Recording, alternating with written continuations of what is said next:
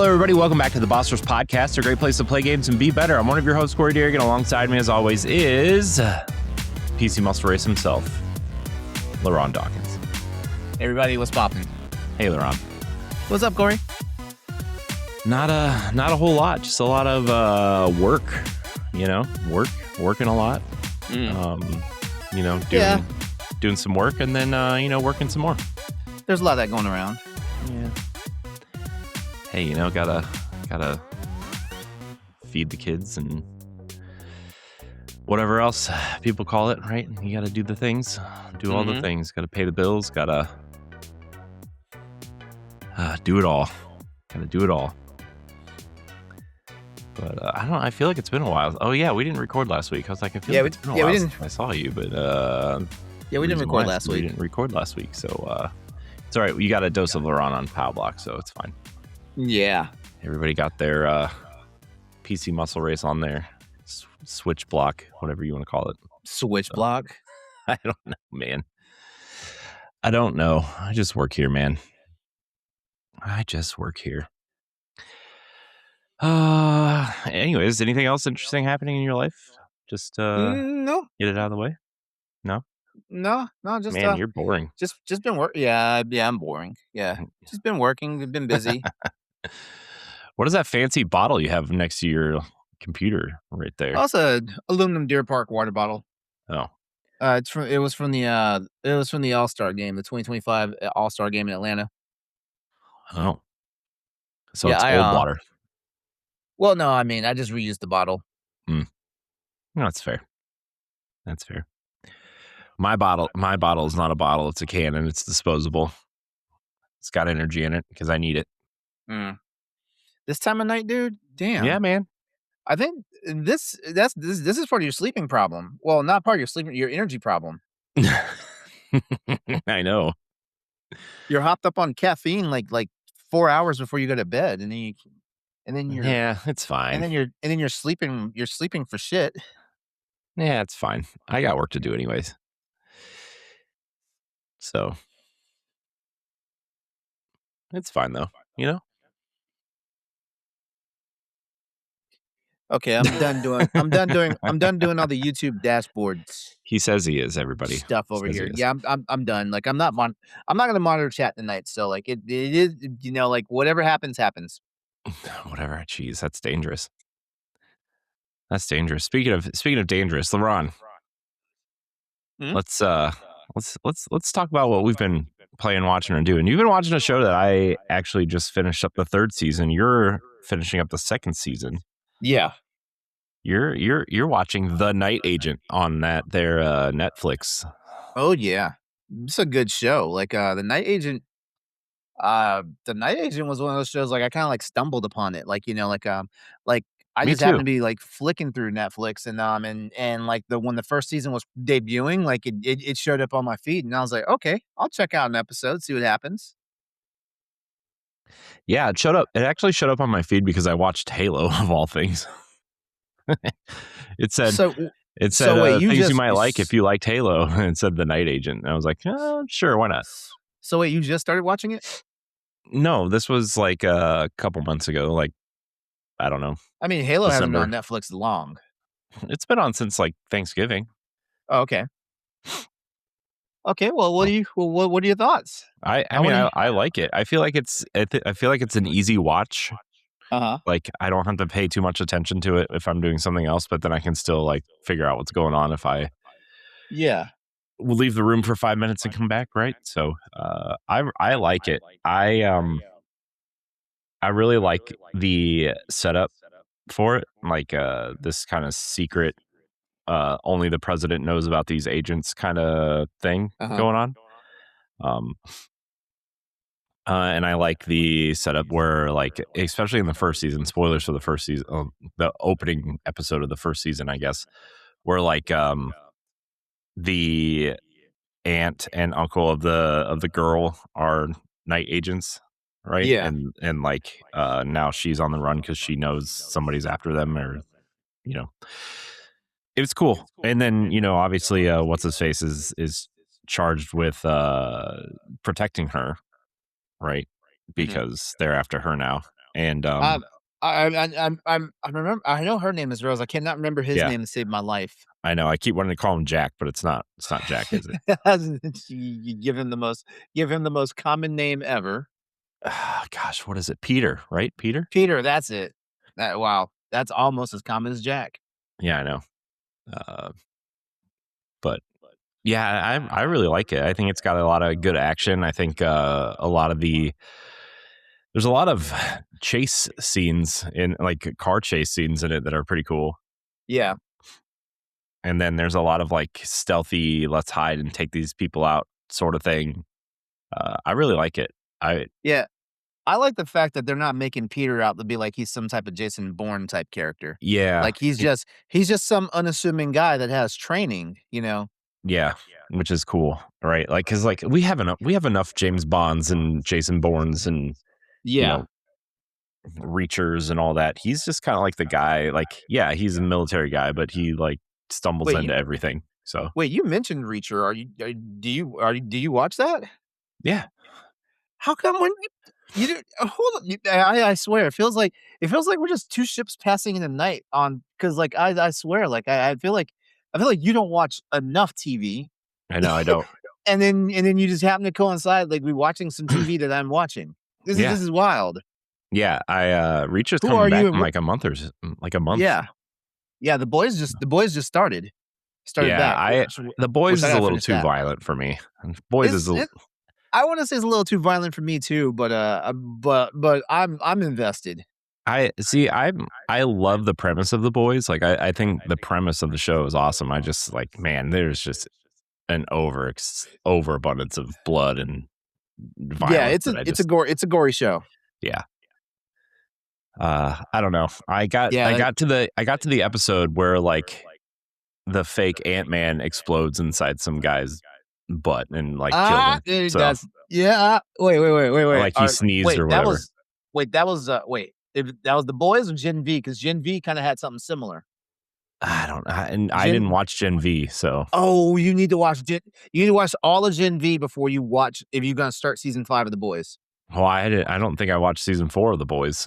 I think I'm 2 Well, seasons behind.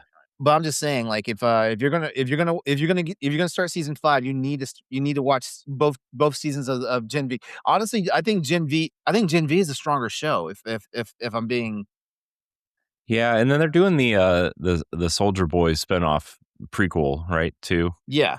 with Yeah. Jensen Ackles coming back, so That's supposed to be I thought that was actually gonna debut before, like, this season, but I guess not. I think it was supposed to, and then they did some rewrites, and then they ended up, like he was he's doing something else too now, but I forget what it is. What is it? He's Ackles? doing something yeah, he's doing something he's in something else now too, though, Uh, so, not 100% sure what it is, though. I'm not gonna lie to you. Um, but yeah, man, I really like The Night Agent, and I really like Reacher. I'm really into yeah, both of those shows. So, yeah. And uh, The Night Agent has a lot of twists. It's like sometimes I gotta say it's probably the one show that you know like it's the one show in a long time where where I couldn't predict stuff because I have a very bad habit of predicting how like an episode's gonna go or how the season's gonna turn out. mhm. Yeah, and like and there were some really nice twists in Night Agent. Are you so how what happened in The Night Agent that you just stopped watching, like, where you are No, at now? I just finished the season and season 3 hadn't Oh, started yet. you I was just finished season 2? Okay. I watched no, well, I didn't just watch season 2. I watched season 2 when it was new. So, Right. and I think it came on back in December. Oh, well, Yeah, season as a matter 3 of is fact, out. as yeah, I know season 3 came out like a couple months ago. I just haven't sat down to watch it yet. Yeah. But yeah, I watched season 2. I watched season 2 on Christmas break because Okay. I went home to visit my mom, and my sister, and I turned on Netflix and it had just debuted. Mm, cool. Yeah, it's a really good show. I actually really liked the 3rd season also. You think there's twists in the first 2 seasons. Man, there's some wild Oh stuff that yeah? happens. Yeah. Okay. Yeah, like it's like there's a couple things that happen where you're like, this storyline is probably going to go on for like 3 seasons, and then something happens, and you're like, oh well, I guess that's over. The only thing I want to know, because like based on how season 2 ended, Mm-hmm. is Rose actually in this season? In the third, no. Okay. Mm-mm. Okay, that's But they I kind of figured she wouldn't be there's because it of seems how. like sorry, Mhm. go ahead. No, I was just saying I figured she wasn't going to be in the season because of because just of how it ended and what they said they were doing with him, Peter's character. Mhm. Yeah, I mean, I feel like there's potential for her to come back for this last or 4th season, last season, whatever it is. But I don't really know, Mhm. honestly. Like, I guess it depends on what that actress is doing. Uh-huh. But I from what I was like reading, she wasn't even supposed to be in the 2nd season. People just really liked her. They like their character, yeah. Yeah.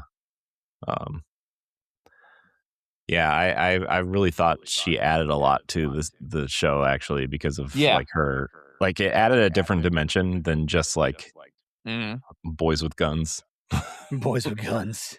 you know, for lack of better terms, I guess. But yeah, Boys with guns. I thought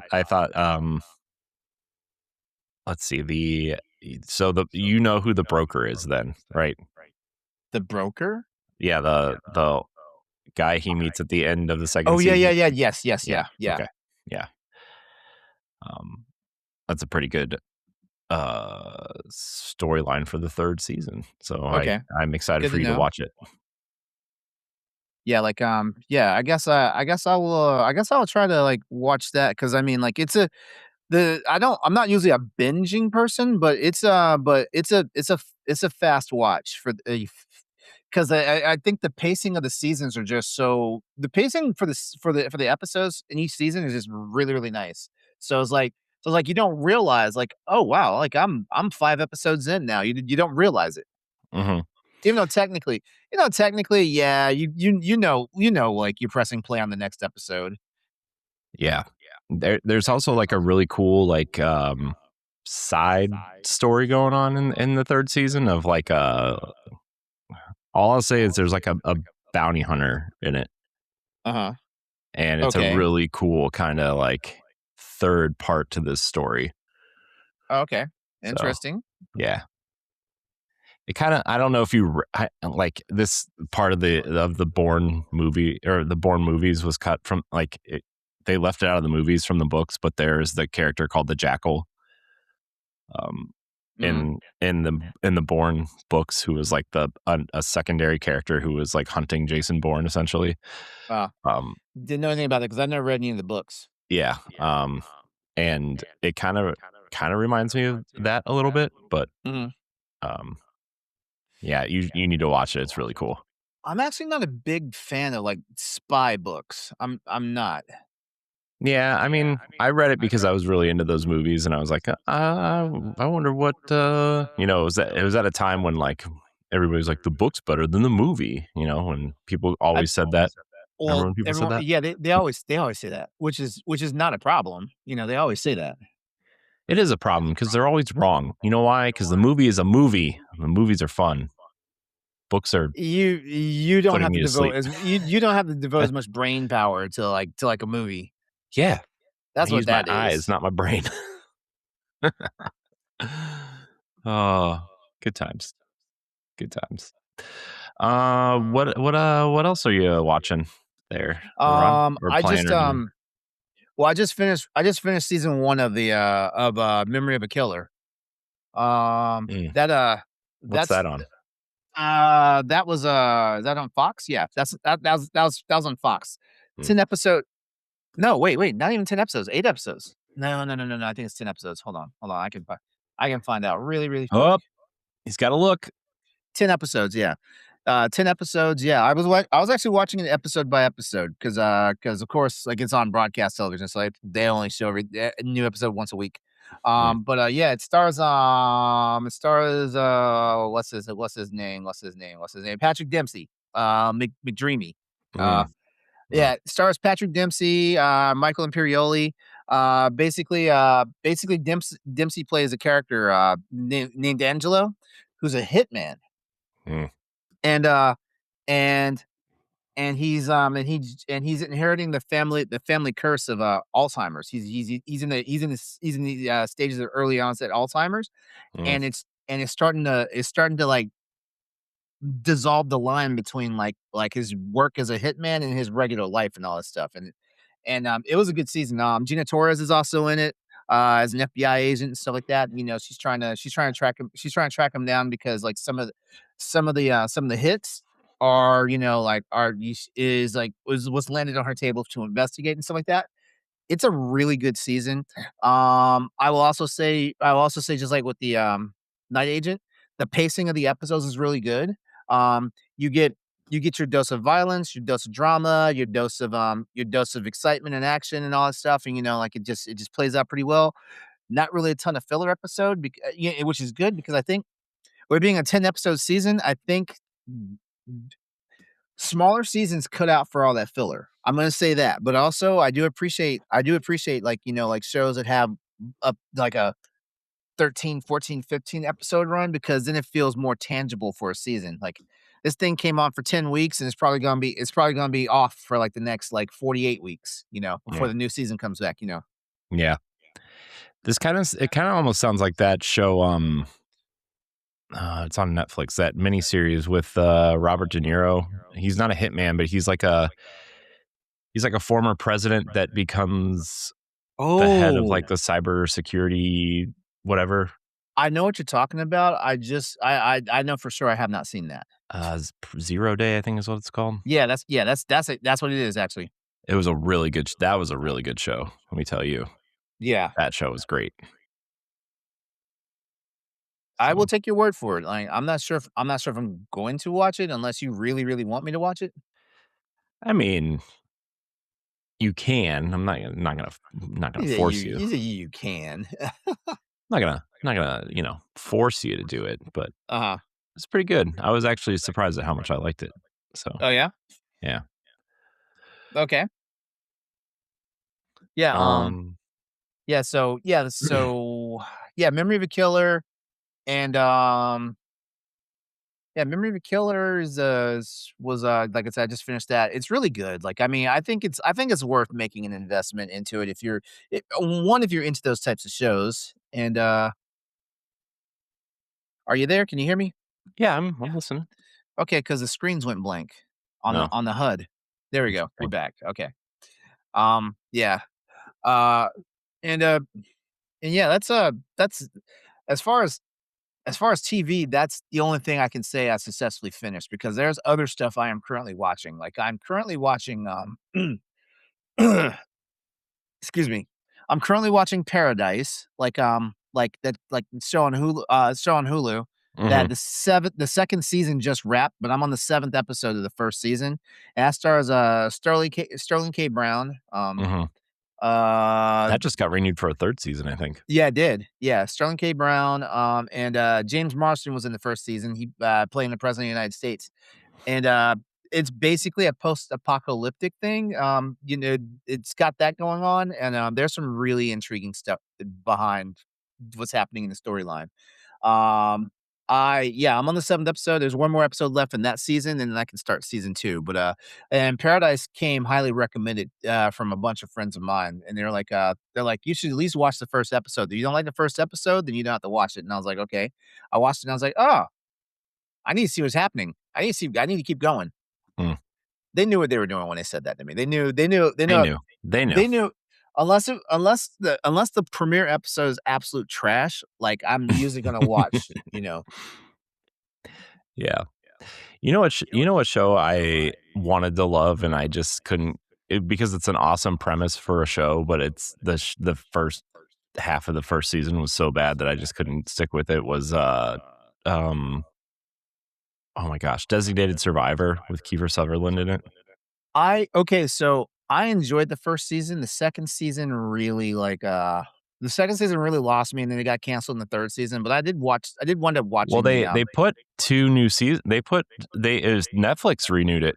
I think. Netflix picked it up because ABC wasn't gonna continue with it.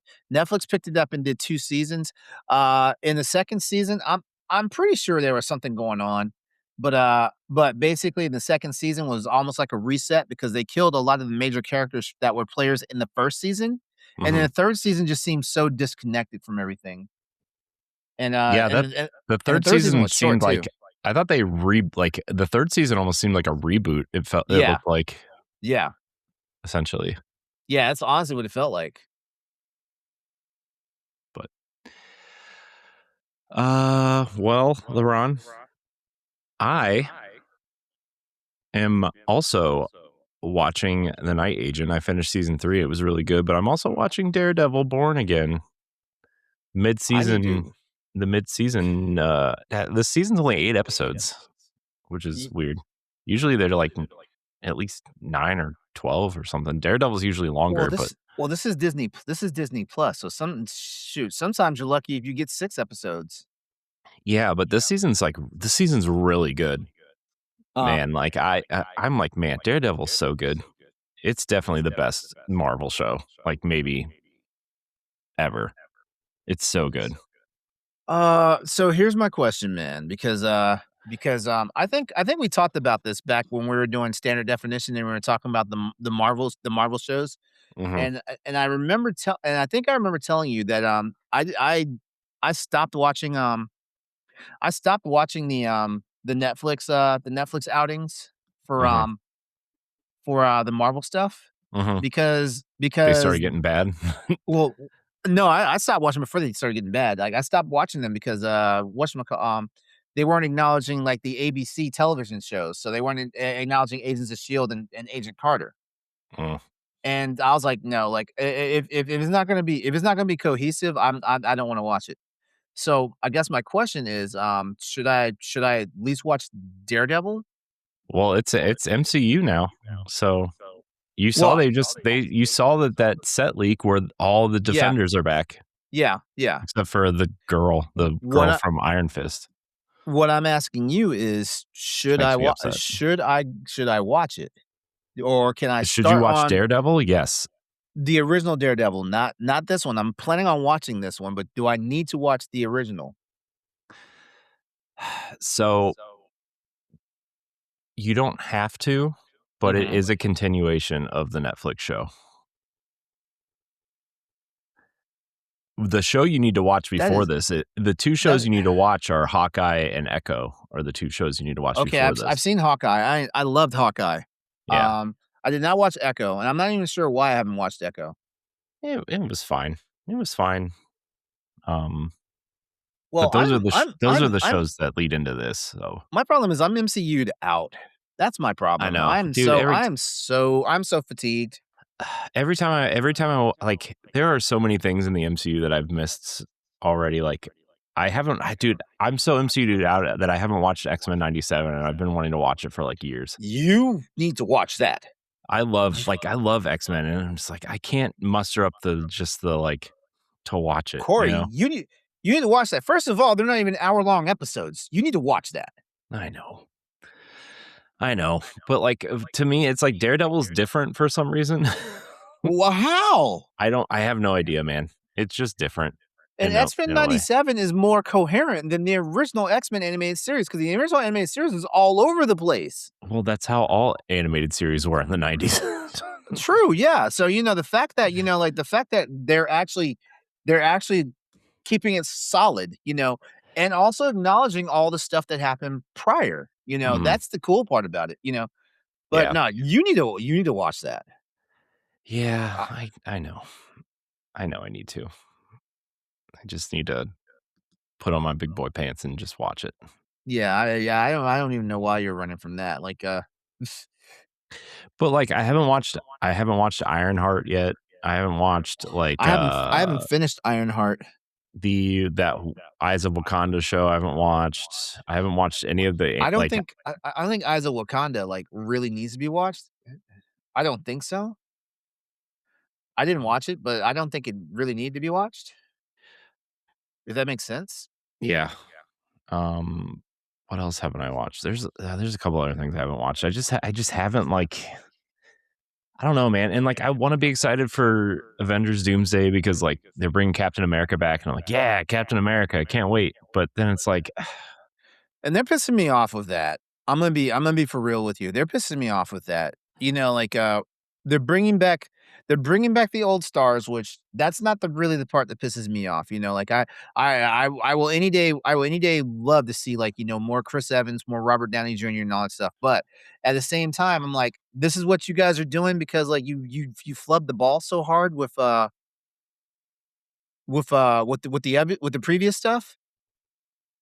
yeah, I know, right? Like, I Like don't know, but like it bothers me too because like Anthony Mackie only got one movie as Captain America, and they're like, nah, and now Captain America's back. yeah. Yeah. Um, I mean, maybe they'll just have 3 Captain Americas, I guess, or 4, I guess, because I mean, yeah, if because you got Bucky does US something, agents. yeah, you have Bucky and Captain, Captain Carter potentially. So Yeah, like, I mean, nah, I'm, s- the major problem with the MCU is that they really just try to cram everything down our throats. yeah, I don't know how they're gonna do this, man, because they like they're gonna put the X-Men in here too. And it's like, Yeah. Yeah, it's and then when I say Secret Wars is also coming, and it's like, how are you gonna do both of those storylines back to back? Like, how are you gonna do that? You know, which I mean, I guess it could just be in name, like Civil War, right? Like Civil War wasn't really Civil War, right? But I don't know, man. they've just done too much in my opinion. Like they've done too much. They've done too much, and I don't want to say they've done it too fast, but they've just done too much.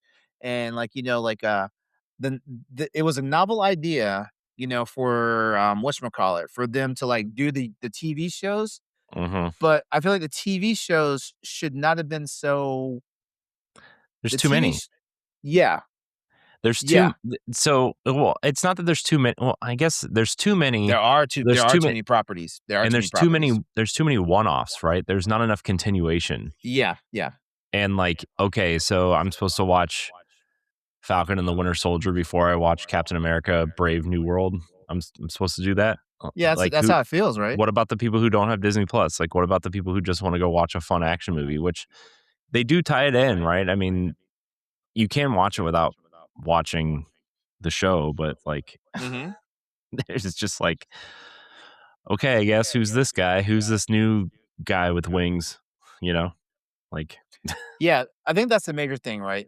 It hangs on the fact that you have to watch this stuff, which yeah, before I got MCU'd out, like I was fine with that. Like I was soaking up all that content. Like, like Phase 4, when Phase 4 happened, like, I watched all that stuff, like WandaVision, Falcon and Winter Soldier, which I will stand on Falcon and Winter Soldier being one of the best projects that they've done. Falcon and Winter Soldier, Loki, I haven't even finished season 2 of Loki. yeah. That is I that just is watched it because I felt literally like I had to, right? yeah, that's literally how tired I am right now. Yeah. Plus, there's like other stuff I want to watch, and there's games I want to play, and there's I don't know, jobs I have to do and life I have to live. I don't have to, It's life I have to everything is a full time job now, right? Like it's like, gosh, can we just relax for a second? Everything is so it's such a full time job, everything. Right. But and like I was like, man, the MCU, okay.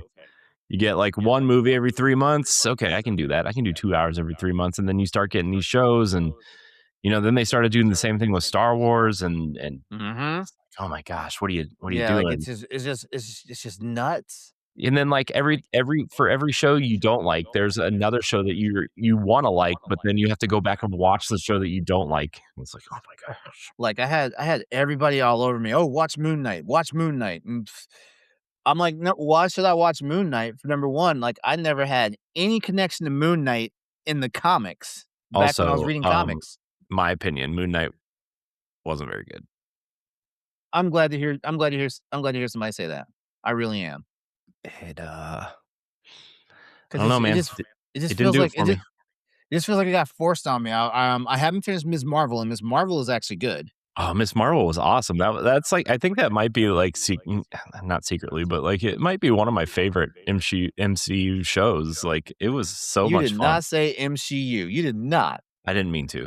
It it came out wrong or right or whatever you want to say it. But Like I know. you just validated somebody by saying that. Yeah, whatever. It's fine. Everybody likes women, LeRon. Okay, I'm just too No, afraid to no, no, admit no. it. No. No. There's a section of people out there that believe that the Marvels is what killed the franchise, and I'm like, no, the Marvels did not kill the franchise. No, the Marvels was good The too. Marvels was a fantastic movie, and Man, these people need to get over themselves, man. people are jackasses. The Marvels was fun. I Yeah. liked it. I liked it. People are jackasses, or they just want to bandwagon so much, you know? Like, it's like Nobody can enjoy anything anymore, LeRon. That's the yeah, problem. it's like you guys literally heard somebody say something, and now all you're doing is parroting that bullshit. Yeah. Nobody can just enjoy anything anymore. You know? I just Yeah. wanna live. Just wanna live my life and watch things that nobody else likes and move on with my life. Mhm. You know? That's it. That's all. Is that too much to ask? Apparently it is. It is, yeah. It is. You know? It's just too much to ask, you know? I mean, you liked that Star Trek show nobody likes. Who cares, right? Who cares? Actually, a lot of people liked it, but, just Well, according to the internet, nobody liked it. according to the internet, nobody liked it, but then again, like, it's always the biggest naysayers that always have the loudest fucking voices. Yeah. That's They another have no life. They that's have no life and another no thing. profile picture. That's another thing that chaps my ass these days. Uh, wait, what? What chat? What? Yeah, like inane bullshit, from people Oh, that yeah. don't they don't enjoy something so much that like it's their mission to just like, go Ruin everybody online. else's life. Yeah, exactly. Yeah. Yeah. Stupid. People suck. People Yeah. need to find hobbies, man. Like, They need you to know, touch grass. That's what they need to do. I mean, or they can just go, I don't know, crawl under a table and cry to themselves, I guess. I don't know. Anyways, Yeah, LeRon, it's weird. People are I don't want to go there tonight. do it. Go there. People are fucking dumb. Yeah. He said it. Proud of you. LeRon, you know what else I Man. did? What else you do? Finish Super Metroid. You finished Super Metroid? Yeah. All right. It's the third Metroid game this year. Finished. Done. Nice. Yeah. Playing them in order. Now I don't know what to play. I do have to say the only part of the game that I didn't like was the area where there's all like the sand jumping, like the sand walls and stuff, and like trying to get to that boss was really annoying. But other than that, like I really enjoyed my time with it. I still think Zero Mission is the best one, but that's 12 years newer and had some quality of life changes and updates and stuff. Wait, so. wait.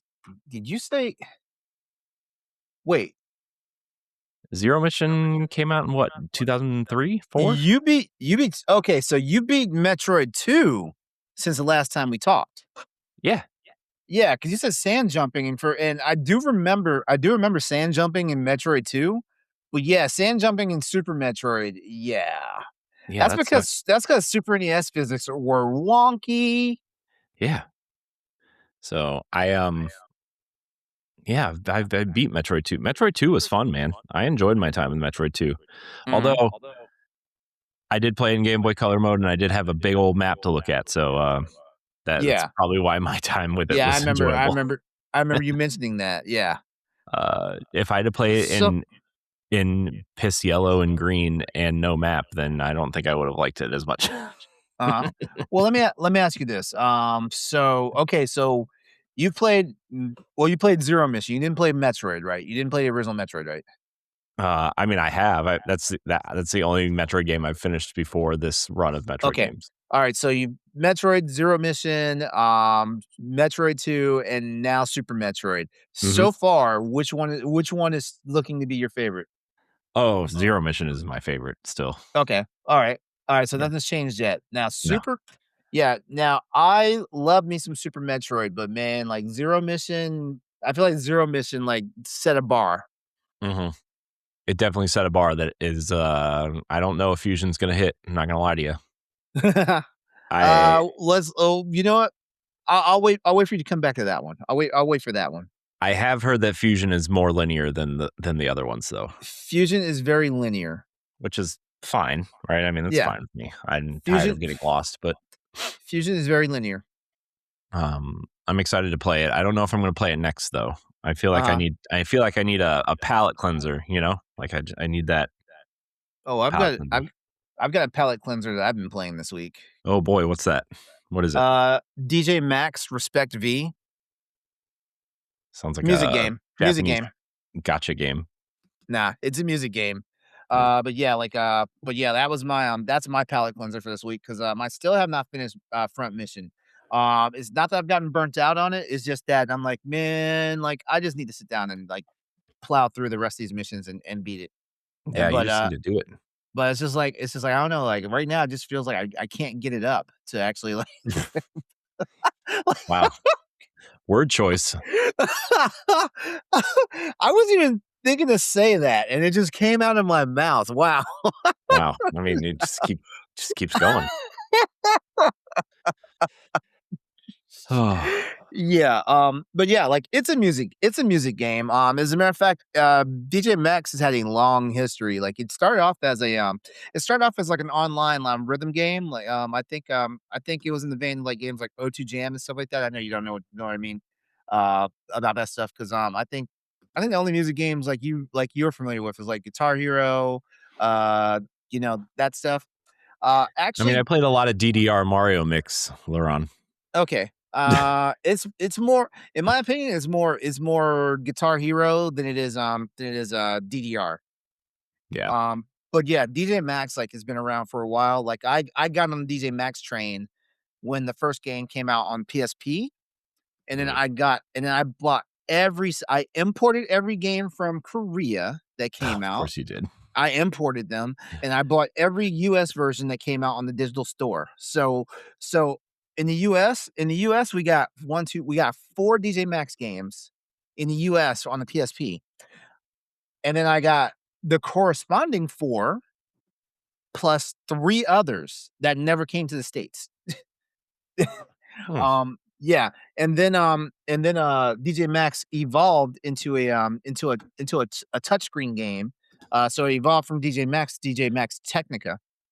Mm. Um, and Technica was fun. There was only one version of it that came out on the PS Vita, and it was great. I As soon as they announced it, I pre-ordered it because you guys know me. I love rhythm games. What? Yeah, yeah. DJ Max Respect comes out, and they announced it for PS4. I think it's on Xbox One. I think, but I don't think I don't think it's that popular on Xbox One. But they announced it on PS. Nothing is. It's fine. They announced it on PS4 and they went back to the old school DJ Max route, which makes sense because like nobody's got touch screens and stuff like that. Oh, I even bought DJ Max Technica Q on the on mobile.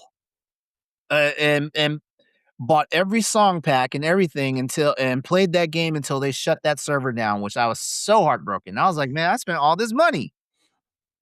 That's how they get you, man. And That's what happens. I can't even play it. And here's the sad part, right? Like I feel like eventually DJ Max Respect V has been out for a while. Like I hazard to say it's been out for about 5 years. 5 Um years. Jeez. Let me see. Yeah, because I mean when did it come out? Hold on. Library DJ Max Respect V. What was the release date for this? Of course, it doesn't tell me right there. But yeah, like this game has been out. This game has been out for a while. Let me see. It This sounds launched like on one of those games that's like, it launched March 2020. hmm, And I didn't buy it when it came out or initially. I think I eventually bought it during 2020, like that's damn near the pandemic. Like I didn't buy it at launch though. But I eventually bought it, you know. And I bought song packs, but I bought them only when they were on sale. Uh cuz I'm not stupid. not stupid. But yeah, like the game is great. If you like these type of games, you can play on the keyboard, which is probably the recommended way to play. Like I play it for controller, which cuz I'm used to playing it that way from the PSP and the PS Vita era. Um every now and then when I'm like, okay, man, I just want to get like a higher percentage on a song, I will play on the keyboard. But yeah, like I say check it out. I think there's a demo version you can play. I think the demo is still available on the marketplaces. Interesting. Maybe I'll Yeah, give it a yeah. whirl. But that was my palate cleanser game, and actually it was kind of refreshing. Nice. Cool. Yeah. Nelly Nellie's in I know. I was Nellie's reading the in thing. here. Nellie's gonna whack me with a wooden spoon, y'all. Yeah, she's coming for you, LeRon. Wait, that came out wrong too. Yeah, I know, right? Yeah, like, dude, you tisk We should just tisk. stop talking. Why do we do this?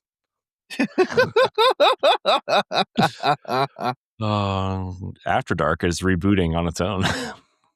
I know. Whether we wanted to or not. Yep. Well, look, that's what happens when they leave us alone, LeRon. This is what happens. Oh, good times though. Um, let's see. What else Yeah. am I playing? Oh, Marathon, I guess, is the last thing I'm kind of dipping into. Mhm. Although I didn't play that much this weekend because of we were out of town. So we went to the zoo. That was fun. Saw Oh, yeah? some animals and some Oh. you know, other things. Um, so that was cool. That was fun. Mhm. And then I went to a funeral on Saturday. That was Oh, also I'm not fun, sorry. but I'm sorry. yeah, it's okay. Um, Were you it's close to the person that passed? well, it's kind of complicated, but basically, like, I mean, it was my uncle, but Mm. we hadn't communicated in a long time. Uh-huh. But I was close to his daughter, so my cousin. We were close when we were younger, and we haven't talked to each other in a long time. So, Mhm. like, on one hand, it was really good to see her, but it was in a bad Yeah. situation. So I don't know. Uh, but it was sad, but I'm glad I went because I don't see that side of the family often. So Uh-huh. it's a positive and a negative, but it happens. Yeah. So, but it Yeah, just makes sorry me for your loss, man. I mean it's not really my loss, but uh appreciate it anyway. But it's I don't know, it just makes you realize that you need to take care of yourself, man, and like to really I don't it put a lot of different things in perspective, Mhm. as we tend to get older. Uh specifically our family's gene pool of heart conditions, which is not Mhm. great. Oh, is that what he passed from? Yeah, his heart just stopped in the middle of the night. Oh, man. So, but other than that, I guess we should probably talk about the what's coming out. LeRon, what's on the DL, as we say? It's on the DL. Let's What a dumb name for a segment. I was like, you know You what'd be know what? cool if we named a Y segment and then we y name it and I'm like, yeah, No, no, maybe not. I like it because, like, if you download games on, Nintendo now, it's cheaper. That's true. It is cheaper. Well, not starting in May. We So it's gotta like make that preface. yeah. So it's like you're being punished for one physical product. Physical suckers. Alright, so these are the games in digital storefronts this week. Uh There's so many weird ones. You should Alright, you watch know the what? trailers to some of these, man. They're just I think I will. Alright, so let's go ahead and get started here. Alright, coming to PS5, Xbox Series consoles, and Nintendo Switch, and PC, we have Before I Go. And Before I Go, you explore the haunting, dreamlike fantasy world of Before I Go at you know what? I guess I shouldn't ad lib this. I need to read this, a certain way so it comes off right. Alright, so starting over, Before I Go. Explore the haunting, dreamlike fantasy world Before I Go, which is a punishing Metroidvania where you embody the innocence of an inner child on an allegorical odyssey towards death acceptance. Woo! Yep. The end is inevitable, but will you brave the journey? That comes out on the 13th, so next Monday. Coming out on the 14th of April, we have Dosa Divas, One Last Meal, which would be available on PS5, Xbox Series consoles, Switch, and Nintendo. If I say Switch, just know I'm including. Well, I can't do that. Switches. No, that doesn't sound right either. Just say Switch and Switch 2. Switch and Switch 2. Switch Yeah. 1 and 2. Switch 1, Switch one, Switch Switch and Switch 2, and the PC. All right. Yeah. What LeRon said. All right. Battle an evil fast food empire in this spicy narrative turn-based RPG. Two sisters and their upgradable spirit. Shut up, Corey. It's just so funny. Two sisters and their upgradable spirit mech cook delicious meals, fight corpos, build up your reputation with local communities, and reconcile with loved ones. A game that comes out on the 14th. Also on the 14th of April, we have Hades 2 coming to PS5 and Xbox Series consoles. Battle beyond the underworld using dark sorcery to take on the Titan of Time in this bewitching sequel to the award-winning roguelike dungeon crawler.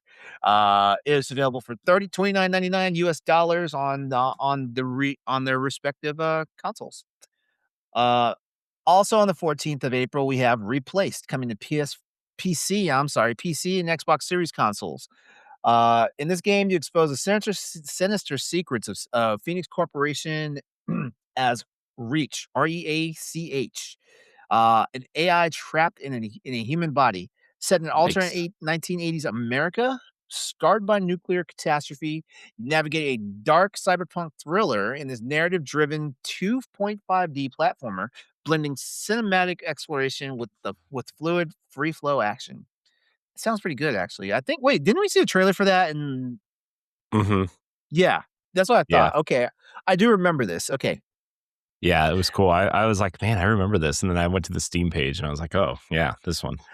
All right, and also, and then lastly, coming on the 14th of April, is We Gotta Go, which is not related to that Before I Go game that I just talked about.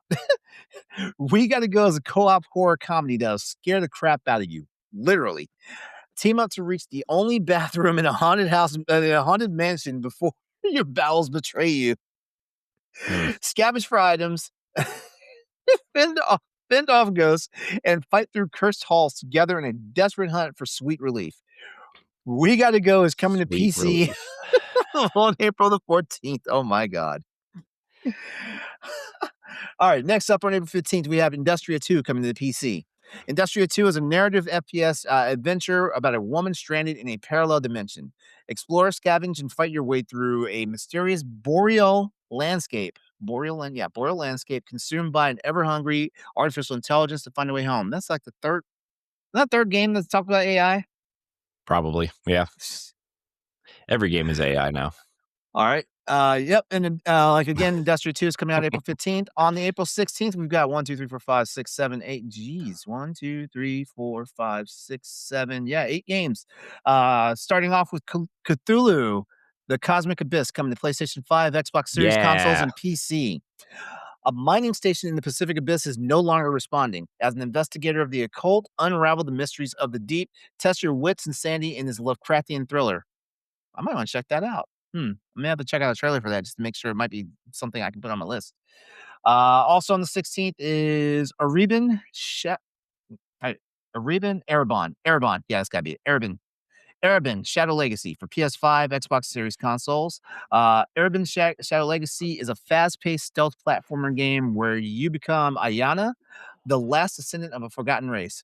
Harness mystical shadow powers, high-tech gadgets, and avoid or kill to uncover the truth about your past and the key to saving a dying, morally gray universe.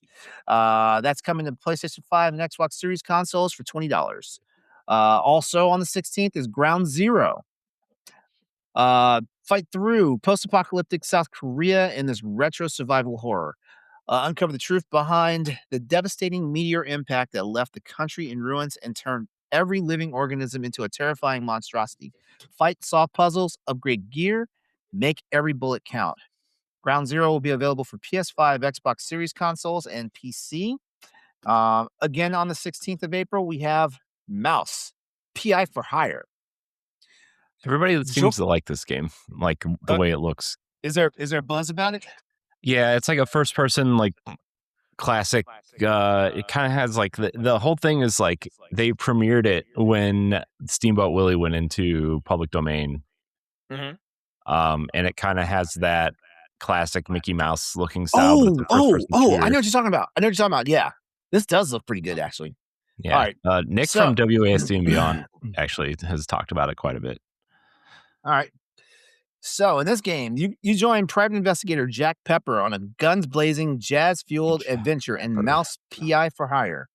Mouse combines the charm of hand drawn rubber hose animation inspired by the classic cartoons of the 1930s with the adrenaline and action of an explosive first person shooter.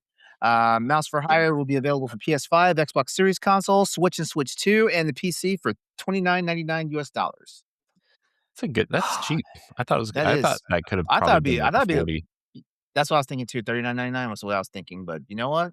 This is one of those ones you got to snap up. And if it's coming to Steam, check, because Steam usually has like an early discount, like usually like 10% off. So, save an extra $3. But I would check that. Don't hold me to it. But Steam lately has been giving people like early discounts if you get like the first week of launch or something. Yeah, Switch does that too. It's like sometimes it's like up to 20% off. All right, man, we're still on the 16th of April. Okay, next up is Syntopia. In Syntopia, manage hell, manipulate the overworld, build the resurrection business of your dreams. In Syntopia, you are tasked with managing the bureaucratic administration of hell, re-educate the sinful, generate profit, play God, and expand your hellish empire.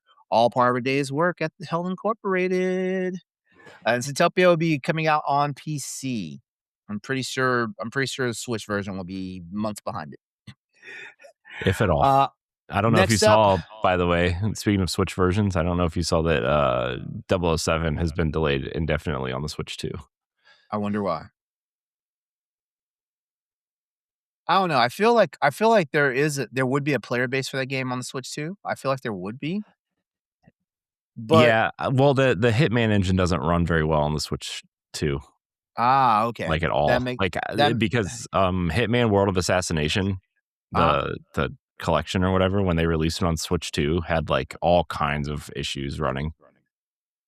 So that engine, whatever that proprietary engine is, just doesn't run well on the console at all. Oh well. This is why you always have a backup console. Yeah, this is why LeRon buys PC. All right. Let me see. Next up on April 16th, the day I became a bird.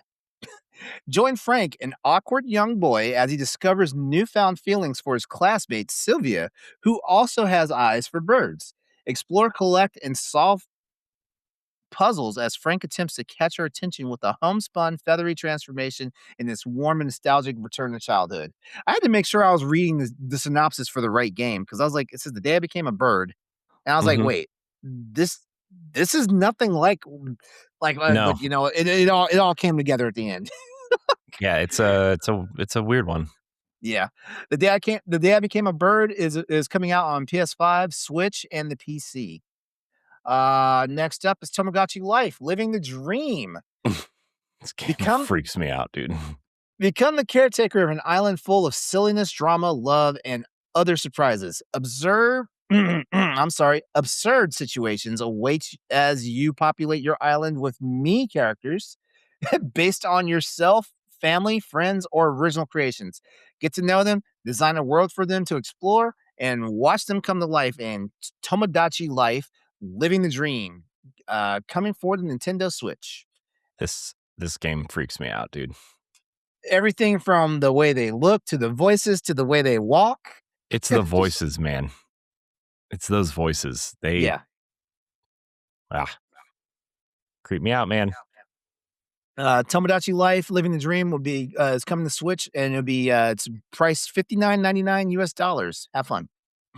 Have fun, he says. All right, now the last two games I'm gonna mention here tonight are both coming out on April the 17th. Starting with Generation Exile. In this game, you rebuild settlements entirely within a colossal generation ship in this turn-based city builder. Expand your city, manage limited resources, and optimize for production chains as you navigate difficult choices about humanity's future among the stars. Generation Exile will be coming to PC for $29.99 US. And lastly, on the 17th, and I think this is the one we were waiting for, Pragmata is coming to a console and a PC near you. Yep. They moved it up a week. Yeah, they did. Capcom's newest IP, Pragmata, however you want to pronounce it, is an all-new science fiction action adventure with its own unique hacking twist. It is the near future, and protagonist Hugh and his android companion Diana must work together as they make their way through the cold lunar research station. Pragmata will be coming to PlayStation 5, Xbox Series consoles, Nintendo Switch 2, and the PC. And there's you've got a deluxe edition for $69.99 on PC. You've got a deluxe edition on consoles for $79.99. That's weird. And then the base edition is available for $59.99. Why is the console edition more expensive? It's always like that. Console versions are always $10 more than PC versions. I never pay attention because I always buy PC. Yeah, I know. I always buy PC unless it's a console exclusive. If it's a console exclusive, I wait for a sale. I actually think the Switch 2 version is $59.99 also, which is weird. But that's weird. Whatever. But that's all your games. There's a boatload of stuff to play. Pragmata's on my list, of course. Mouse PI, I definitely want to check that out. Ground Zero looks like it'll be fun, and Cthulhu, the Cosmic Abyss, might also be on my radar now. Yeah, I'm really excited for Pragmata. Did you see the Mega Man April Fool's joke they put out? I did. I knew it was immediately April Fool's. I knew it. Yeah, but it's just like, man, come on, come on. It's like, did you even try? Yeah, but what are you gonna do? I guess. All right. Video games. Let's. All right. Well, it's time to get to the news. I guess. I turn the hosting duties back over to you now. Yeah, let's talk about what's going on in the industry. Let's talk about the PlayStation 6. You've heard of it? That supposed next console from Sony. They haven't announced, but people insist on continuing to talk about and insist on coming out next year. Mm-hmm. PlayStation 6's biggest hurdle isn't power. It's claimed it's convincing PS5 owners to upgrade. While Sony's next-gen console is expected to push boundaries with advanced ray tracing, machine learning, upscaling through future PSSR iterations, industry voices like LeRon Games founder Matthew Cassells suggest the real challenge lies in adoption, especially among current PlayStation 5 users. A significant portion of players still haven't left the PlayStation 4. And those users may only upgrade if the leap to PlayStation 6 feels dramatic and reasonably priced. However, convincing PS5 and PS5 Pro owners to spend $700 or more for incremental visual improvements could prove more difficult. Cassells argues that Sony may need a smarter launch strategy, potentially including a lower cost companion device to accelerate adoption. Without strong uptake, the industry risks prolonging the cross-gen period, which historically holds back game development and delays full realization of next-generation capabilities. Yeah. I mean, the fact that so many people are saying this means we probably don't need a PlayStation 6 next year. Yeah. Unless they're going to put the handheld out early, but like that's a story for that's a different story altogether. I feel like the handheld is a great idea, but if you put that out before the main console, are you going to sell the main console, or are you just going to sell this handheld to be a companion to the PlayStation 5? Um, you think adoption is going to be difficult, LeRon? I think so.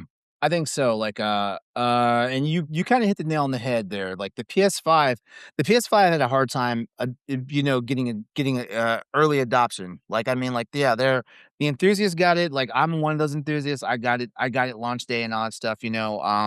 Like there's literally times I'm sitting here thinking, like, wow, did I really need to get it on day one? Considering all things considered, I did have fun with my PS5, on launch, but I don't even have what should even be called a library of games. Like, I think I moved in January, so when I unpacked things, I literally only had like 5 games in cases Mhm. that were PS5 games.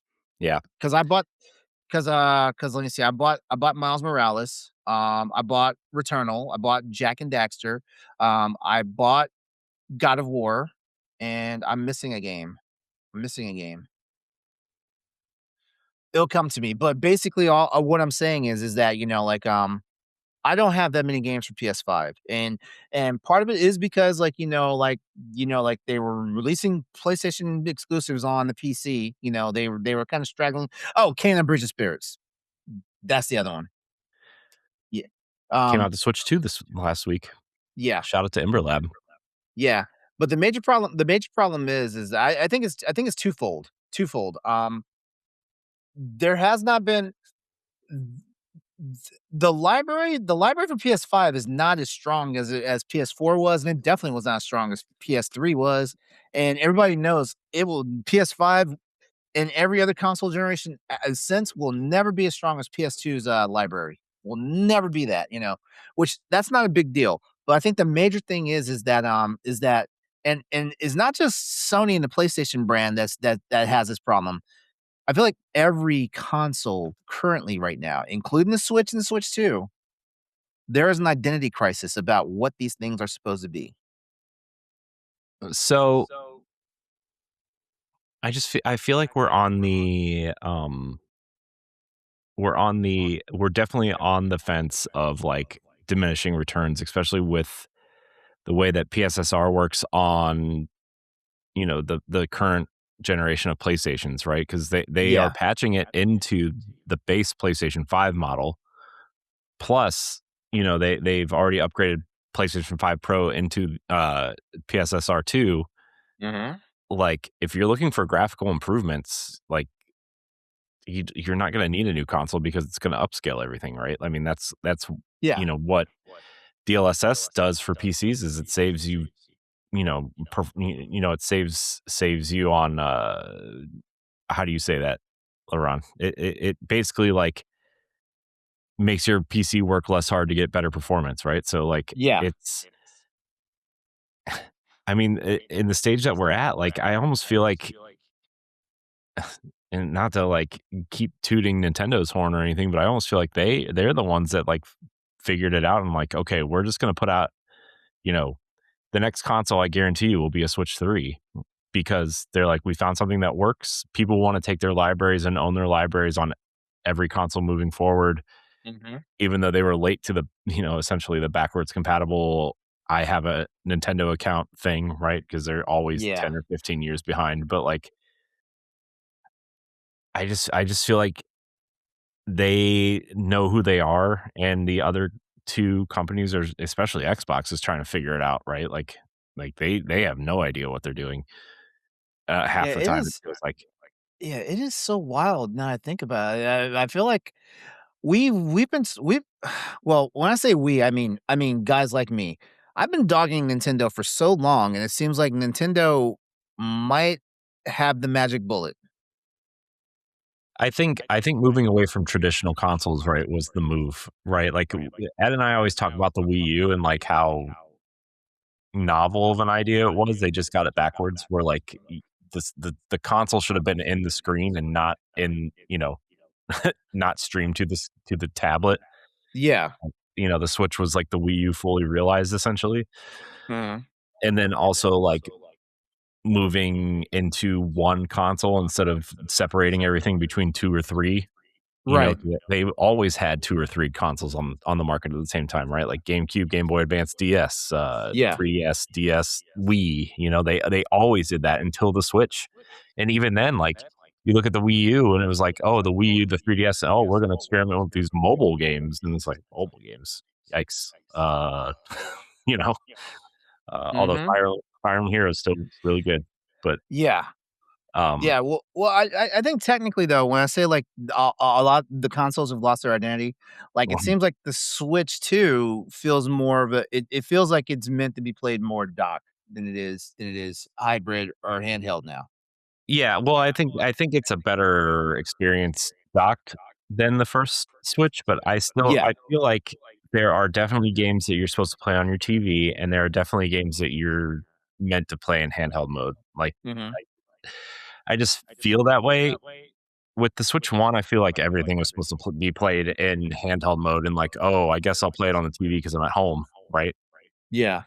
Um, but then you look at the Switch 2 and it's like, "Oh, well, Zelda running at 4K 60 frames with like this beautiful lighting, and yeah, I get it. It's a Wii U game, but like it still looks amazing. Or like the Xenoblade improvements, or I mean, the fact that Cyberpunk runs on it is crazy. Like Mhm. I mean, I know there are definitely better places to play third party games, but like Nintendo is championing the console that's like, hey, we're cheaper. You can take us with you. I'm telling you, man, if I You did know, not have if I did not have a ROG Ally, I would have bought Cyberpunk on the Switch too. Yeah, it's plus, like, the CD Projekt Red has done this great thing where, like, the PC version and the Switch version talk to each other, so your saves transfer. Um, That is wild. I didn't even know about that. That is yeah, wild. it started with The Witcher 3, like, a month after The Witcher 3 came out on the Switch 1, and they're like, Mhm. "Oh, yeah, by the way, we're gonna be able to put your cloud saves from the PC version into your Switch version if you want it." That is man, Um I have no words. Yeah, and, like, I think if you have a Ubisoft account, you can do the same thing with Assassin's Creed Shadows, where, like, Mhm. you can play your Ubisoft Club account on everything, right? Because like, you have to Uh-huh. have an account for every company now, apparently, but, um but the fact is, like, even if you don't want to Switch 2, like, you can still buy a Switch Lite for $220 or whatever, and, like, it plays Mario and Zelda and Animal Crossing, and then you look at, like, the PlayStation 5 Pro, and you're looking at it now and it's like $800, $900 for the PlayStation 5. It's like, okay, well, yeah, I want high fidelity games, but also like my wallet is crying and I could buy a Switch 2 in a couple games or a Switch Lite in like 10 games for the price of this PlayStation. Yeah, for real. Um, and even the Steam Deck is cheaper. I mean, it's sold out now, right? Like that cheap version of the Steam Deck is totally sold out. Mhm. Yeah, well, not even just sold out. I thought that was the one they were discontinuing once they did sell through all the product. No, I'm talking Or about the or second we're or tier we're one. we're talking about okay, so The we're talking 512 about gig LCD one, right? okay, so we're now talking about the actual the one that is the new base system. Yeah, the one that's worth getting. Mhm, mhm. Okay. But hold on, because I just realized, talking about this stuff, right? Dang it, I just lost it. I just lost it. Crap. He lost it, Oh, everybody. no, no, no. Kudos to Sony. Sony is trying not to like make that price point like outrageous, you know? They're trying to be cheaper than, like, their competition. Well, they're trying to come out saying they're gonna be cheaper than their competition, because 'cause they're definitely gonna be cheaper than whatever the Steam deck the Steam machine is gonna be. Mhm. Yeah, and I Um also feel like the PSSR stuff and, like, a lot of the things that they're implementing with the AMD deal is gonna save them on components, right? Because it Yeah. essentially, the AI is gonna make up for what it would cost to put those components in, some of them, but, man, at the end of the day, like, an SSD is an SSD, man, and, like, you're still gonna need RAM and all these other components to make the thing work, you know? It's not gonna Uh-huh. work with AI alone at this point. Uh, I mean, I think PSSR and DLSS are very impressive. I mean, look at I talked about this, a couple weeks ago, but look at Resident Evil Requiem on the Switch 2. That thing runs internally at, like, 360p, or, it's definitely sub 480p, and, like, it's Yeah. upscales to 1080p, and it's like, that's crazy, and it runs at 60 frames? That's crazy. Yeah. Yeah, that's one of those that's definitely one of those, feats of I don't know. Yeah, the Capcom Magic is what they call it, I think, right? Where was that magic at for fucking Monster Hunter Wilds? It'll be on Switch 2, sometime later this year. Don't mess with me. I'm not messing with you, I'm telling you. It's coming to Switch 2, I'm telling you. Um, We gonna fight. our you can fight Capcom. I didn't say I was gonna play it on Switch 2. I'm saying I might We play it gon' on Switch 2, though, and then we could play together. It's crossplay, right? Still? Maybe? yeah.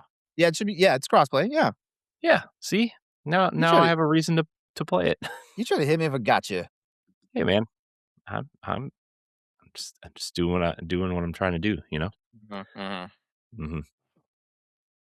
So, yeah, I don't know, man. The fact that consoles are gonna be, like, this much money at this point, it's like, man, if these consoles get any more expensive, I'm not I'm the person who's like, I don't wanna buy a PC, but, like, if you're spending that much money, you might as well just buy a PC. Um, I tried to tell you. um, so I don't know. How do you have anything else to say about the PlayStation 6 components and how much this thing is gonna cost and adoption and all this stuff? No, no. No, but if, $700 is the price point they're going for, I had to remember, like, the PS5 came out 499.99. I don't know why The PS5 discless one was $399. yeah. I don't know why I've been running around for, like, over a year and some change saying it was a $600 console. It was a $600 console, like, a year or so later, you know? Uh-huh.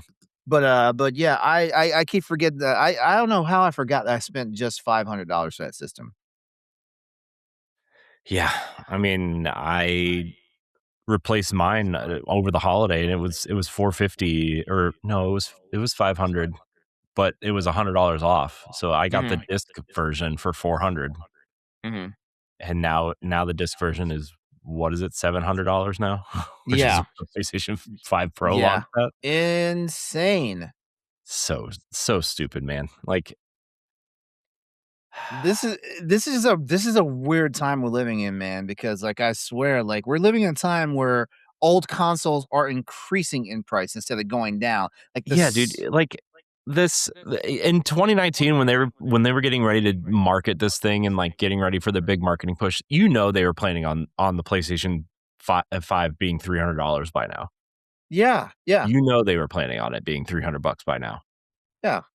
Um, and you know what else is gonna kill adoption too? Like, not just the pricing, but, like, if the PlayStation 5 runs GTA 6 just fine for normal people, nobody's moving off, you know? Mhm, As long as it mhm, keeps getting Madden and Call of Duty and FIFA and GTA and, the big games that the normies play, quote unquote, like, normies. they're not moving off, True, you true. know? You're right. I mean, if this rumor is true that 2K is trying to get this game to run on the Switch 2, there's no way they're moving off a PlayStation 5 to play it on something better. Yeah. Why would they? Yeah.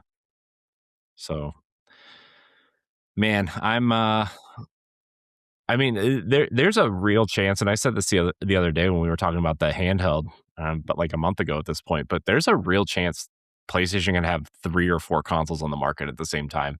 Yeah. And still manufacturing them and still selling them. Mm-hmm.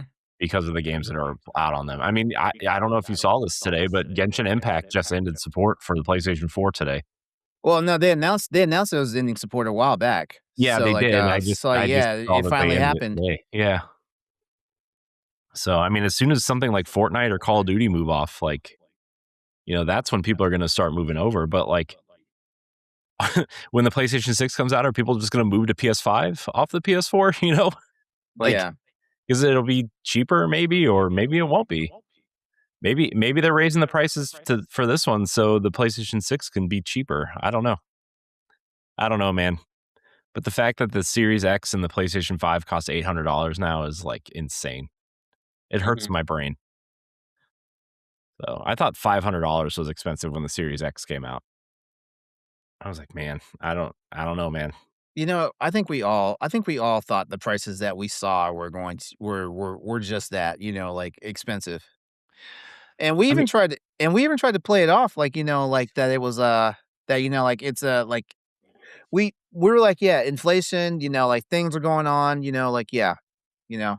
mhm, But yeah, now it's like one of the hardest pills to swallow now.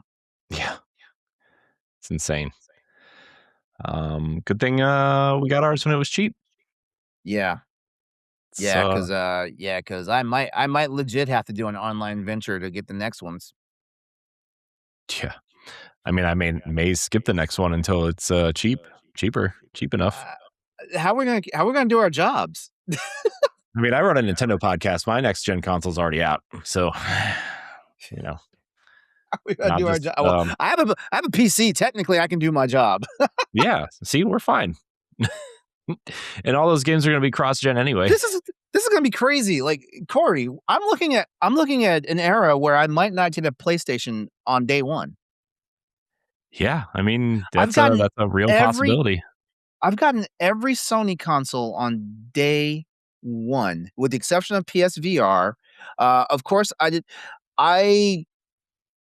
I have not bought a pro I've never bought a pro system. I didn't see the point of it. It's and there was definitely no point of it once I became like a tried and true PC gamer. Hmm. Yeah, Um, I don't think there's any point to getting the PlayStation 5 Pro, in my opinion. I don't think it yeah, does enough for me, at least. I bought every PlayStation console on launch. There's not a single one that launch window had closed that I didn't have a PlayStation. Hmm. And I think PS6 might be the first. I'm probably gonna get the PlayStation handheld, Oh yeah, I'll but definitely get that. yeah, I'm probably gonna It'll get probably that. be like $500 or $600 still, though, right? I mean, I assume. I hope, but you know what? If I have to, I have a PC, so I am willing to risk not getting getting a true blue console at launch. Yeah, Yeah, I mean, I have a Switch 2, I have a PC, I have PC handhelds, yeah. Maybe I'll just start selling feet pics or something. I don't know. I told you there was money in it. I told you there was money in it. You keep yeah, even busted feet, like there's money in it. Man, nobody wants to see these. I don't even want to see them. That's why I wear socks all the time, even to bed. And the only time I don't wear them is in the shower. You know what I mean? So, oh man. Speaking of showering, hope everybody's gonna take a cold one for this one. Shift Up has acquired Shinji Mikami's new studio, Unbound, and Creative Power Move. One of gaming's most influential creators has found a new home and a powerful partner to bring his next vision to life. Korean developer Shift Up, known for their sexy action game Stellar Blade, has acquired Unbound, the Tokyo-based studio founded by Resident Evil creator Shinji Mikami after his departure from Tango Gameworks.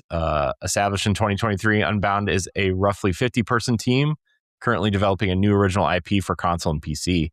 The DLCs shift up taking full ownership and committing to publishing and supporting all future Unbound titles while preserving the studio's creative direction.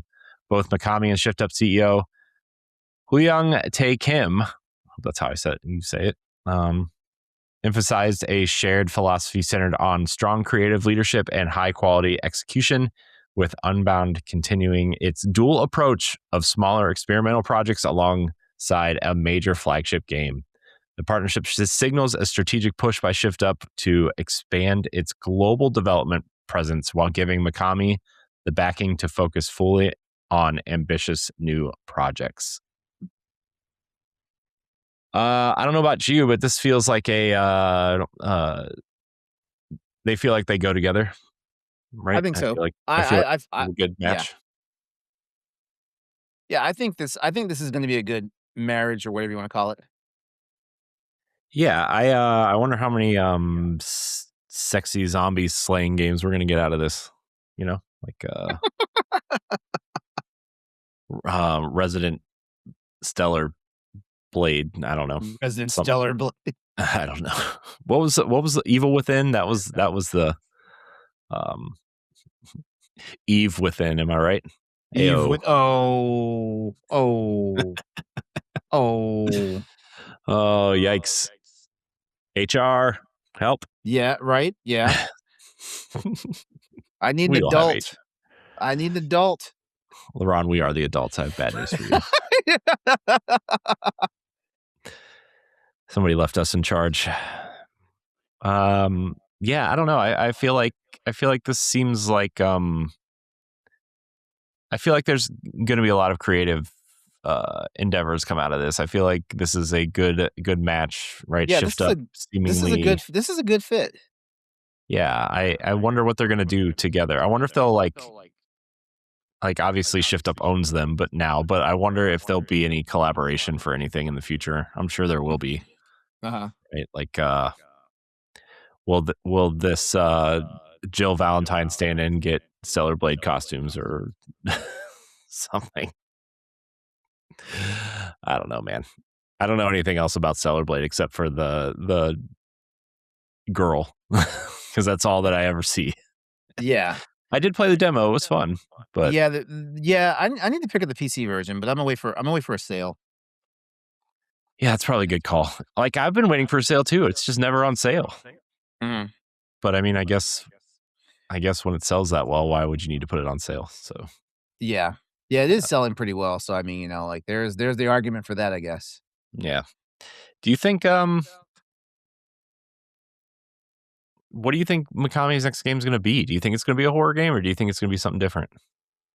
It might be something different, because I think I remember reading somewhere that Mikami wanted to flex for a little while. And I think he also said he was kind of tired of doing what he was doing. Yeah. Yeah, I mean, I think that's why they did Hi-Fi Rush instead of Evil Within 3, right? Is because he wanted to do something different. Which, to be fair, that was very different. Right, yeah. Hi-Fi Rush, man, that was a good game. Hi-Fi Rush was a good song. It was a good song. Good game. Good song. Jeez, wow. Yeah, I'm excited to see what comes out of this. I hope this works out. I feel like Shinji Mikami has been hasn't had a major hit in a while, so good for him though. Good for him. All right, LeRon, let's hit this last story real fast, because I saw a really not funny tweet today about this, but Gunzilla Games faces backlash as developers allege months of unpaid salaries. I saw a tweet today that said, I wonder if Game Informer heard about this, because this is their parent company. A growing wave of developers is speaking out, claiming they have gone months without pay. Gunzilla Games is under scrutiny after multiple current and former employees alleged on LinkedIn that the studio has failed to pay salaries for months, with some claiming they've gone unpaid since late 2025. Talent acquisition lead Anna Savina first raised concerns about significant outstanding wages and a lack of communication from leadership, prompting others, including artists and QA staff, to share similar experiences of missing payments and broken promises. One employee described being cut off from company systems after requesting proof of payment. These claims emerge amid broader financial struggles at the studio, including layoffs and underwhelming performance of its NFT-supported Battle Royale title, Off the Grid. Shocking, an NFT title didn't do well. Yeah. While the allegations remain unverified, they paint a troubling picture of instability that could have serious implications for the studio's future. Not good. Not good when you don't get paid for the work that you do. This is disastrous. Yeah, this feels bad. Not gonna lie to you, LeRon. This feels not great. Like that tweet said, I wonder if Game Informer's heard about this. Yeah, because that was like the big thing is like when Game Informer came back, they were kind of promoting heavily that Gunzilla was, had bought them, and they were gonna be like they were all getting paid way more than GameStop was paying them, and that this was such a great purchase and everything, which cool. I'm glad everybody at Game Informer got their job back, right? But this is still a troubling, yeah, this is a development. Yeah. That's the easiest way to describe that. This is a development. I wonder how long we're going to be talking about this moving forward, Oh, I feel like, let's see, it's April 8th right now. We'll probably be talking to this well into the fall. Yeah, this feels rough, man. This feels like it's going to end badly. Yeah. So, well, LeRon, it's time for our weekly rotating segment. This is one I picked out just for you, LeRon. Oh yeah. This is the video game listicles. This segment, we go down a list of games or items or something from either Boss Rush or another website, and share our own opinions on this list. Now, LeRon, this is Open Critics' top-rated PC games of all time. And top-rated PC games of all time. Okay. Yeah. So I'm gonna go down this list, LeRon, and I want to hear your opinion. Now, granted, some of these are older, and obviously Metacritic and OpenCritic have had ups and downs on various generations, right? Ocarina of Time being the highest rated game ever, right? But there's what was it, 37, 38 reviews or something for it when it came out, and a recent game has 200 or 300 reviews. So grain of salt, but I thought this would be fun. The OpenCritic's best rated PC game of all time, LeRon, is Baldur's Gate 3. Number 1. You know what? I don't find fault in that. I don't find fault in that. I don't feel like I can really argue about that. There are some. I would say Baldur's Gate 3 would be in my top. It'd be in my top 20. I'm not sure if it'd be in my number 1. I'm not sure of that. So that's number 1. Should we start at number 20 and go backwards? Do that. Okay. Do that. Ooh, geez. Number 20, LeRon. You ready for this? Metal Gear Solid 5, The Phantom Pain. Number 20, with a 93 on OpenCritic. A 93 on OpenCritic? Mm-hmm. I'm not going to argue OpenCritic on this one. I'm not. Number 19, Final Fantasy 14 Endwalker. I feel like people really like that expansion, I think. I feel like that should be lower. Also, it's an expansion. I feel like that should be. I say flip Metal Gear Solid 5 and Final Fantasy and that expansion. But we'll find out. We'll find out what's ahead of it. Number 18, The Witcher 3 Wild Hunt. Ooh. Well, for how old that game is, number 18, I can probably see it now. Wait. OpenCritic. These are the ratings back then. This is the ratings that they gave these games right now. I mean, this is probably like a concurrent score of all time reviews, right? Yeah. So, okay, keep going. Number 17, Metaphor ReFantazio. Ooh, 17? Yep. You know what? I'll say this. Metaphor ReFantazio definitely edges out. In my opinion, it edges out Witcher 3 Wild Hunt. It edges out from in my opinion. So I can kind of see how this tracks. You're going to be shocked at number 16, LeRon, I think. Is it about to be fucking Expedition 33? Nope. Uncharted 4: A Thief's End. Number 16. Actually, that's not bad. That's not bad. I am a little shocked, but that's not bad. I'm actually shocked it's in the top 20. I feel like all of these games on this list are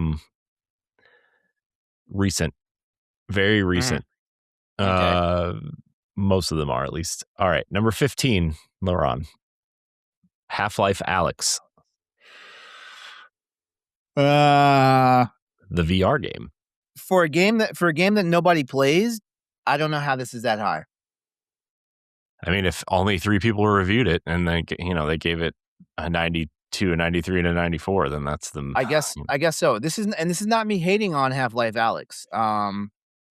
I don't have I'm not VR. I don't have VR headsets, so I can't play it. So I can't even speculate on it. You know what I mean? Mm-hmm. But like I said though, considering that only a certain amount of people have played this game. Yep. I think honestly it's rated so high because actually I've seen like video of the game. It looks good. It looks impressive and stuff like that. It is the ultimate first person game though because it's a VR game. Mm-hmm. It does look good. I think this got such high scores because it is a Half-Life game. I think honestly these scores should have been muddied because the fact that you have to have VR to play this game. I really feel like this game should not be 15 in an all-time list. Well, it is 15. I almost feel like Half-Life 2 should probably I want to see a list of voted like outlet voted thing, not not like a score related one, but just like if an outlet voted and what are the maybe we'll do some more of these. Yeah, I get what you're saying. Number 14 is Undertale.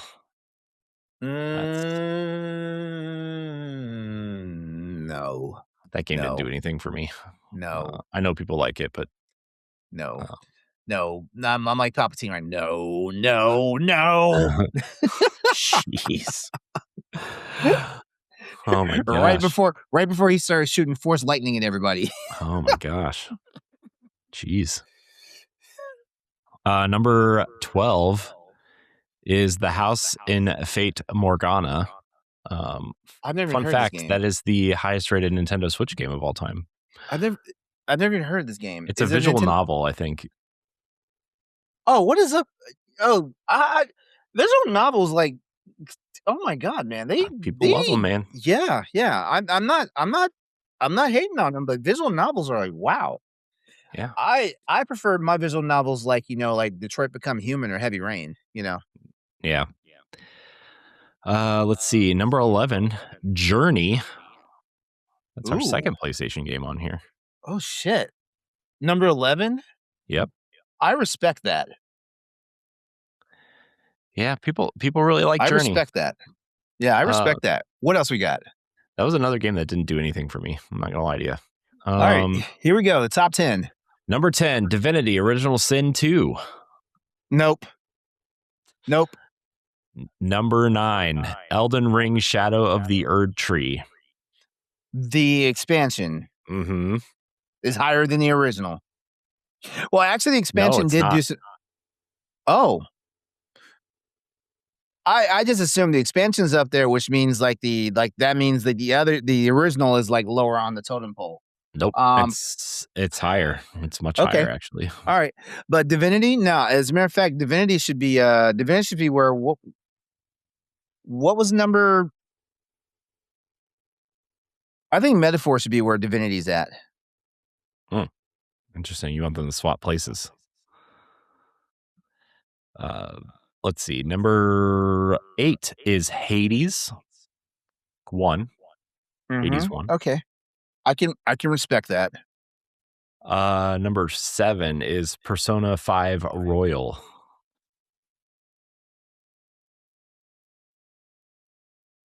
People love their Persona.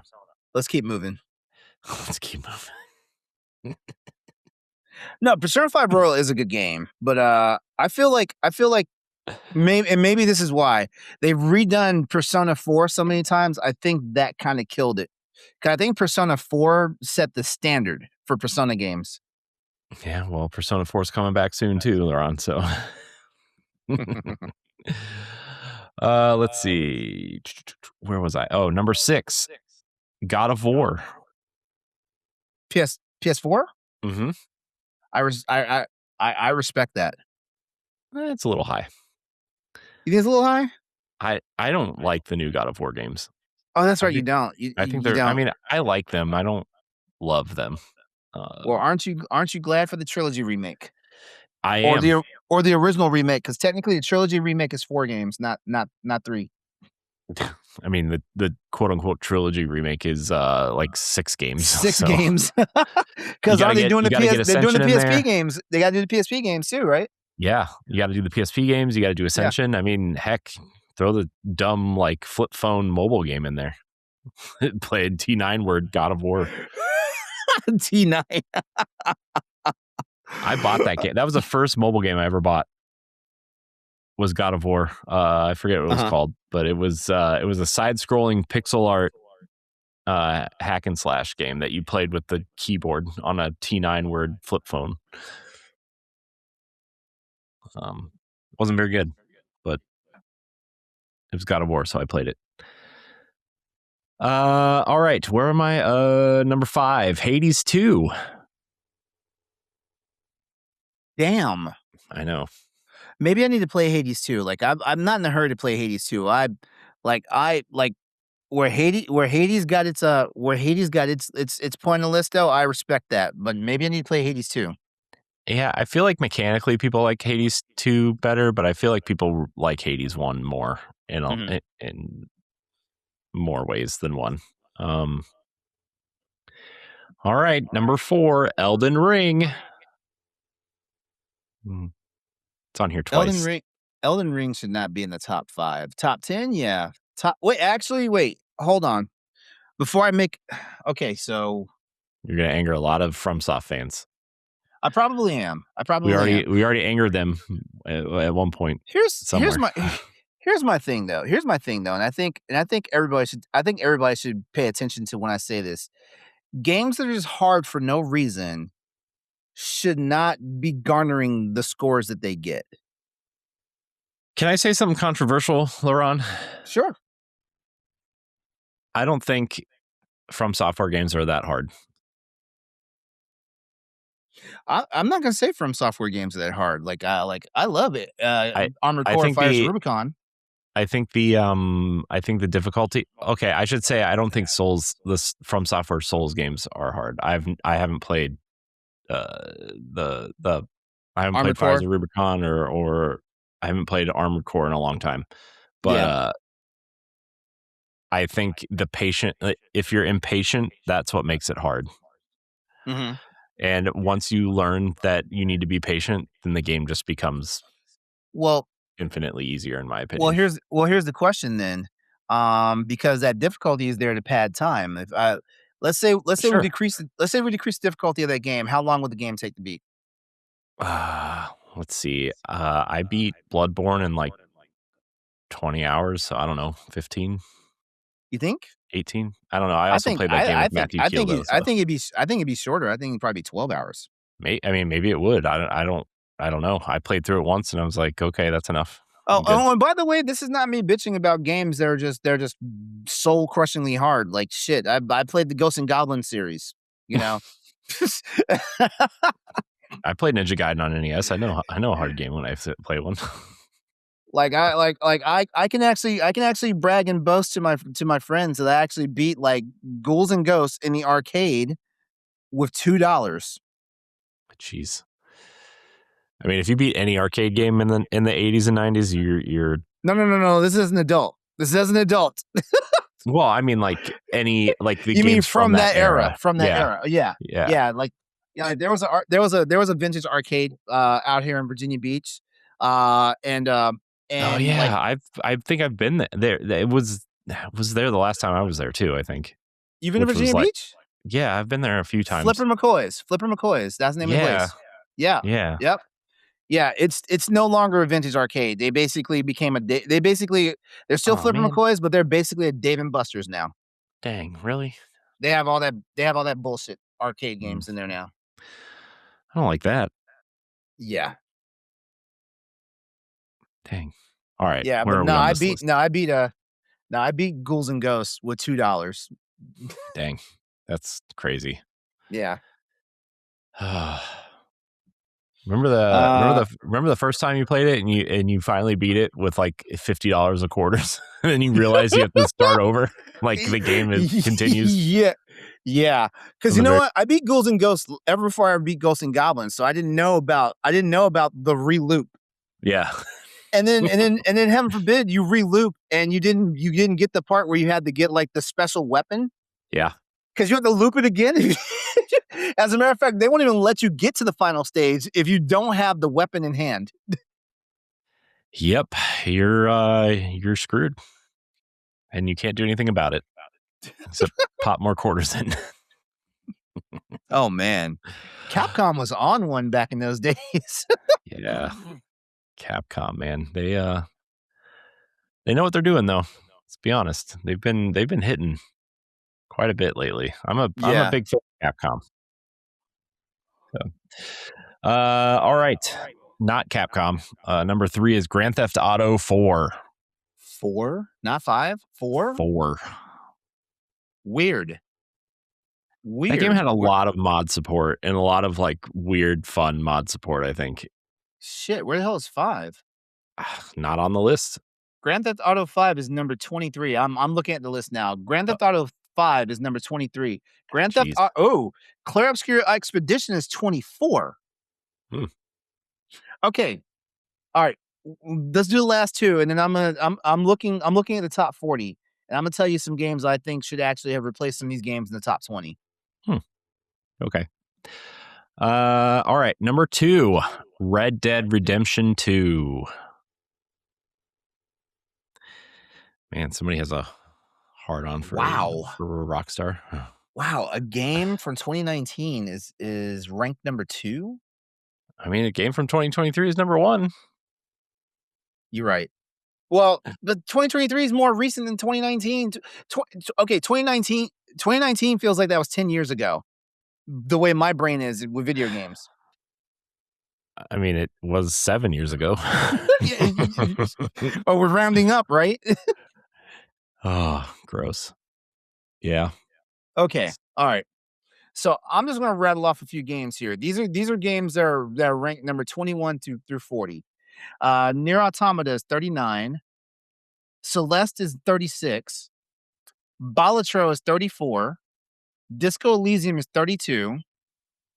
I'm not gonna do Final Fantasy 7, but Resident Evil 4 Remake is 27. The RE2 remake is 26. So Resident Evil was literally fighting for 2 spots here. Expedition 33, 24, GTA 5, 23. I'm gonna tell you right now. Knock off number 19, Final Fantasy 14 Endwalker, and I'd say put one of those games like probably Nier Automata right there, right?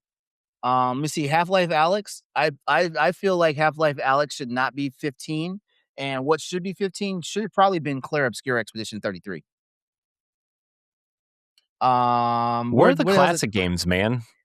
Like, shit. Where's Roller Coaster Tycoon at? Where's Myst? Where's Doom? Where's like where are these games at? You know what I mean? Like, some of this stuff is crazy. Like, I mean, like, shoot. It just I just ran 41 through 60. I don't see a classic game yet. Let me Yeah, see. I mean, this is 61 through 80. this Nope, this list this is still current game. Dark Souls, nope, Dark Souls 3 is 2016. Nope, never mind. this list is very recency bias. I'm not Yeah, it not is. not sure I'm feeling it, man. I'm doing one more. Damn, Monster Hunter Wilds is 81. I Yikes. mean, That's I high. mean, that's high. That's high considering what went on with this game. Yeah. Um, Yeah, like the oldest freaking game I think we mentioned tonight was from 2008. That was Grand Theft Auto 4. yeah.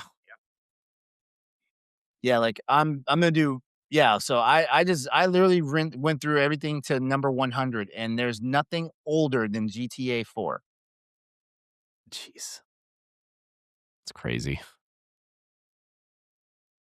Yeah, you are right about the recency bias, though. Yeah, I feel that, but at I the mean, same time, these must be I games that have just been around since Open Critic has well, been a thing, this is I a guess. discussion piece I think we should have in like a bonus show. We need to talk about how reviewers are skewing reviews. We need to talk about that because did you hear that whatchamacallit, that one game that's that Crimson IG Desert? IGN wants to go back and re-review this game. It's a new game. It's a new game. What the hell is that game? Crimson Thank Desert? you. That one. That one. Yeah.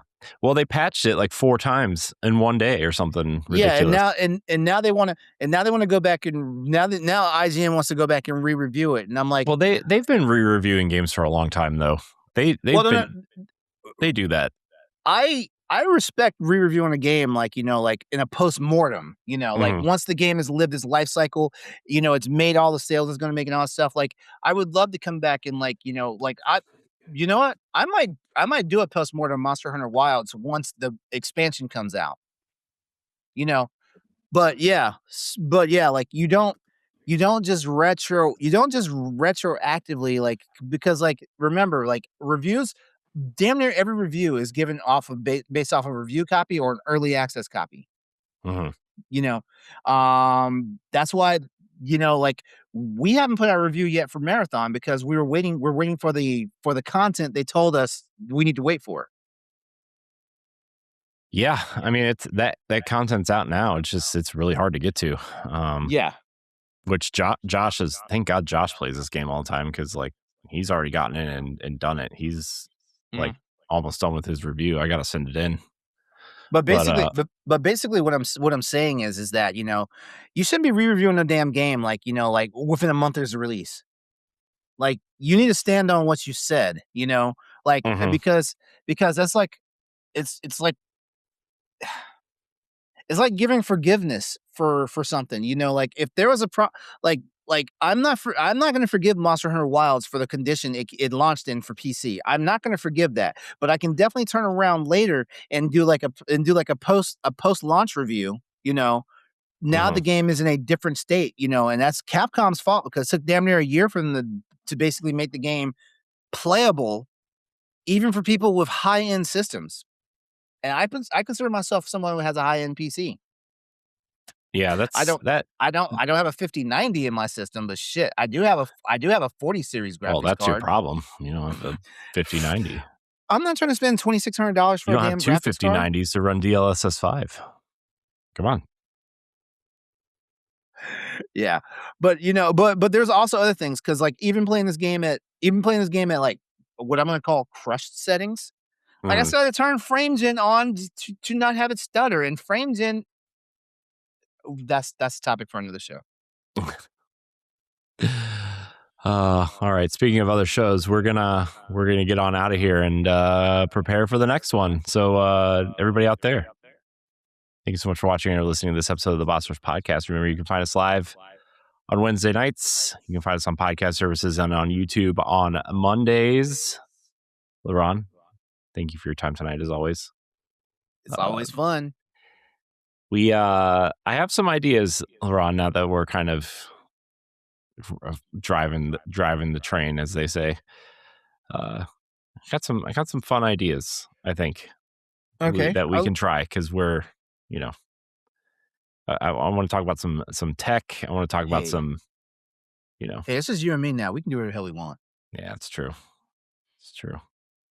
We don't have third, fourth, and fifth voices, like in our ears. Like, no, don't do that.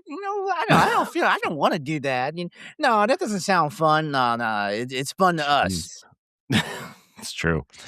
That is true. And by the way, I'm not saying any of our co-hosts were like that, so don't.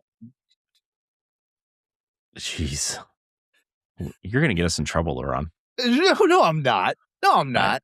I know. I'm just kidding. Because all of our former co-hosts know we love them to death. Yeah, and they're just on expanding the roster of shows, technically, except for the ones that are squeamish about political subjects. Yeah.